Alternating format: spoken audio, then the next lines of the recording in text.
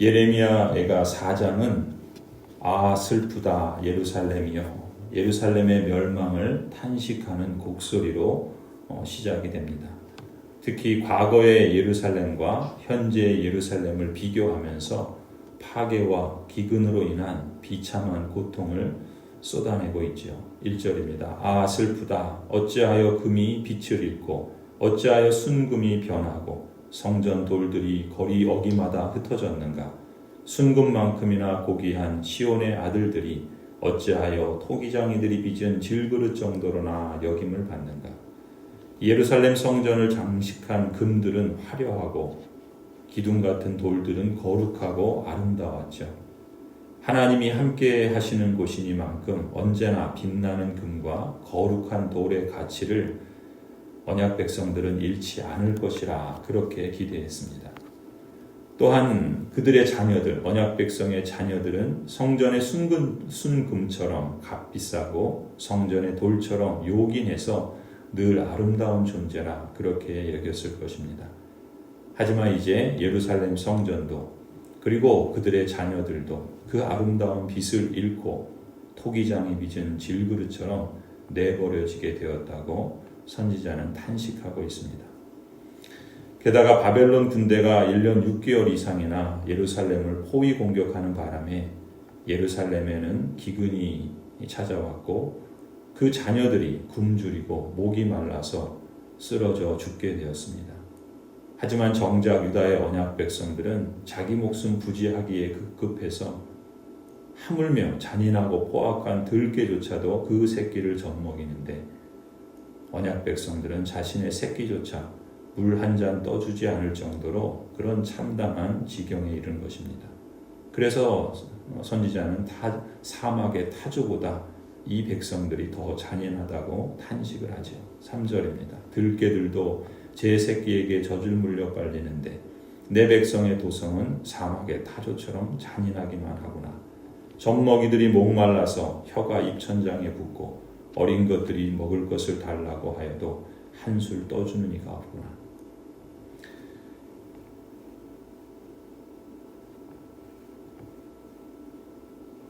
지금도 지구촌 곳곳에서 전쟁이 발발해서 이러한 전쟁의 참상과 그로 인한 피폐함은 늘상 가장 힘이 없고 연약한 사람들, 스스로의 힘으로는 자기를 보호할 수 없는 사람들, 젖먹이와 어린아이들, 이러한 연약한 사람들이 죽어나가는 그러한 참상을 초래하고 있죠. 계속해서 예레미야 선지자는 전쟁으로 인한 이러한 참상이 예루살렘 성전과 그 고귀한 언약 백성의 자녀들에게만 미칠 뿐만 아니라 권력을 쥐고 화려한 생활을 하던 집권자들과 각계의 지도자들에게도 예외 없이 이르게 된 것을 보면서 탄식을 이어갑니다. 5절이죠. 지난날 맛있는 음식을 즐기던 이들이 이제 길거리에서 처양하게 되고 지난날 색동옷을 입고 자라던 이들이 이제 거름더미에 뒹구는구나. 예전에는 저 소돔성이 사람이 손을 대지 않아도 순식간에 무너지더니 내 백성의 도성이 지은 죄가 소돔이 지은 죄보다 크구나. 예전에는 귀하신 몸들이 눈보다 깨끗하며 우유보다 희고 그 몸이 산호보다 붉고 그 모습이 청옥과 같더니 이제 그들의 얼굴이 숯보다 더 검고 살갗과 뼈가 맞붙어서 막대기처럼 말랐으니 거리에서 그들을 알아보는 이가 없구나. 좋은 음식들에 익숙해져 있던 부유하고 힘있는 사람들도 이제 먹을 것이 없어서 거리의 노숙자처럼 전락하게 된 것을 보는 겁니다. 당시에 가장 비싸게 염색한 천을 입고 소위 말하는 명품으로 치장했던 귀족들, 그래서 그 몸이 눈보다 깨끗하고 우유보다 희고 산호보다 붉고 청옥처럼 화려한 치장을 자랑하던 자들도 이제 잿더미 위에서 뒹구는 일이 벌어지게 된 것이죠.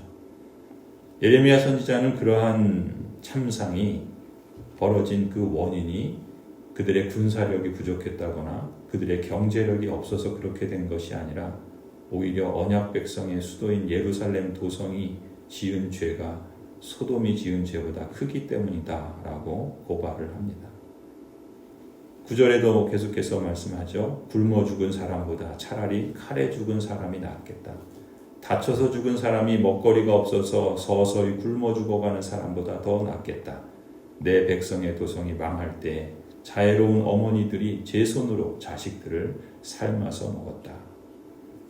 인간의 죄악과 그로 인한 타락은 이처럼 비참하고 참담한 그러한 결과들을 가져옵니다. 두 가지 방식의 죽음을 이 예루살렘 현장에서도 벌어지고 있었던 것이죠.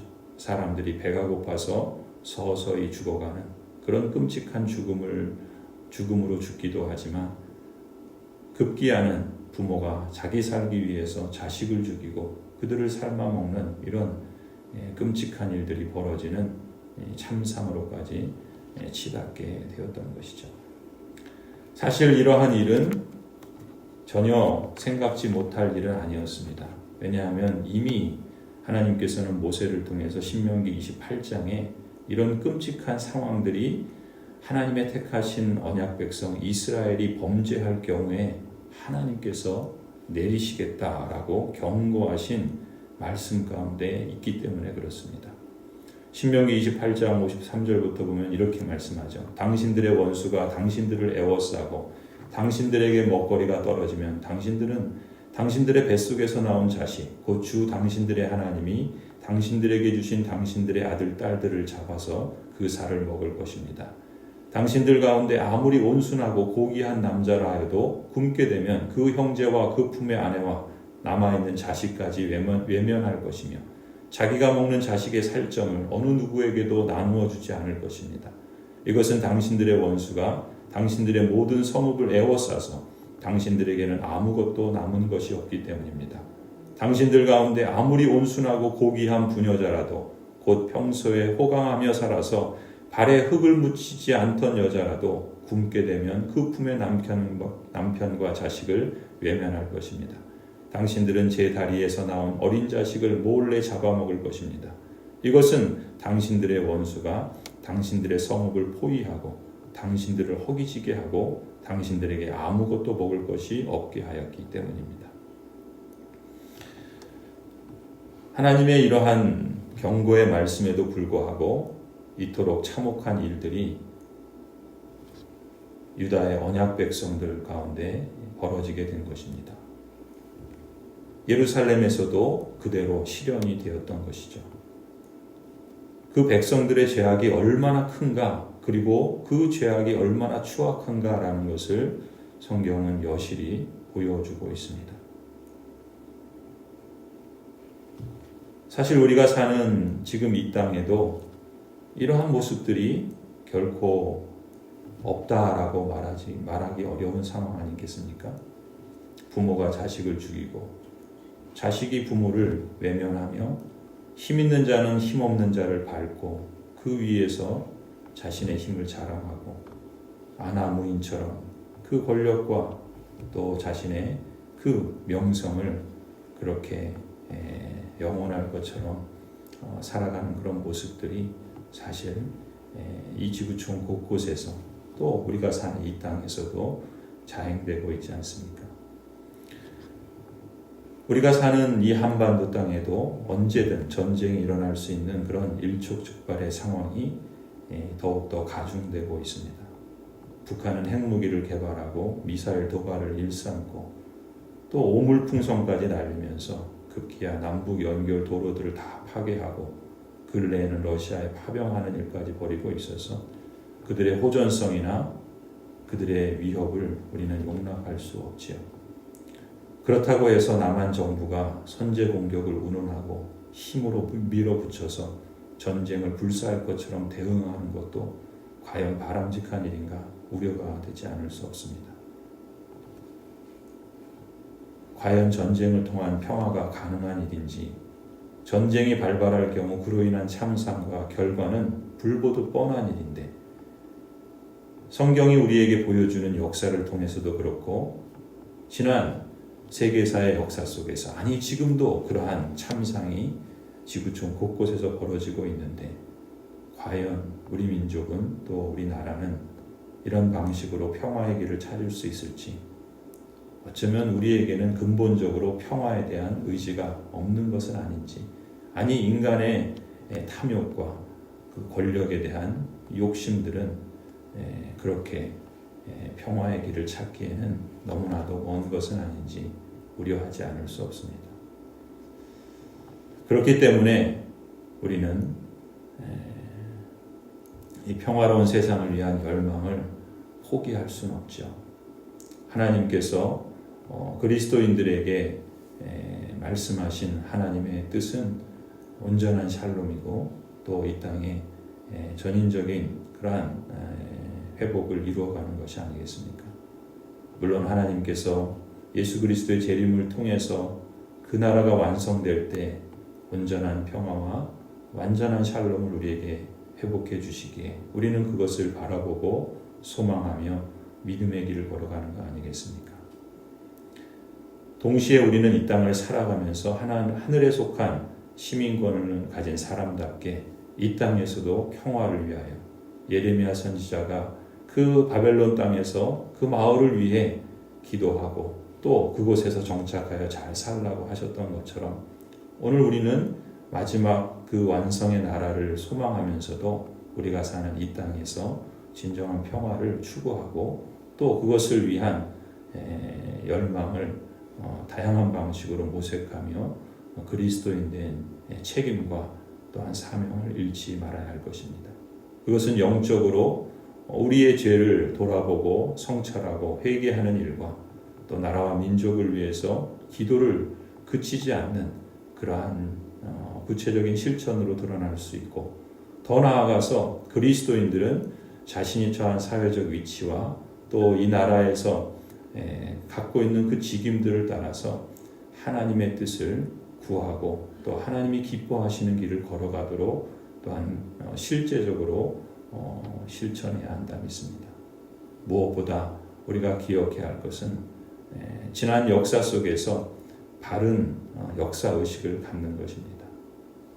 하나님께서 역사를 외면하는 자에게는 그 역사의 실패를 반복했던 것을 성경을 통해서 말씀하고 있고 또한 이 세계사의 역사 속에 그대로 재현되고 있는데 우리가 그 길을 가지 않도록 기도해야 할 뿐만 아니라 우리 자신들이 늘 그러한 모든 그리스도인들이 그러한 인식을 가질 수 있도록 열망해야 되는 것이죠. 하나님의 은혜와 긍휼하심이 우리에게 절실히 필요합니다.